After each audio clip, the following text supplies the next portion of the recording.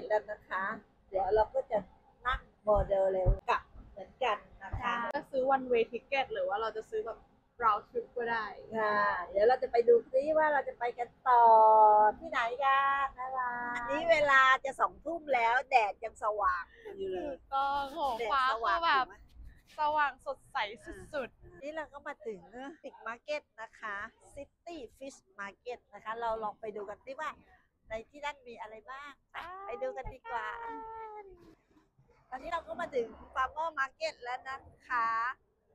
ขณะนี้เวลา 8:00 แต่ 2 ทุ่มประเทศอเมริกาเขานะคะ ตอนนี้เราก็อยู่ในซีแอตเทิลแล้วค่ะ ๆแดดยังดีอยู่เลยอากาศดีมาก ตอนนี้ด้านหลังเราก็เป็นเกรทเวลนะคะ สวยมากค่ะนี่มีน้ำทะเลรอบๆเลยนะคะ ก็มีชีชาสวรรค์ด้วย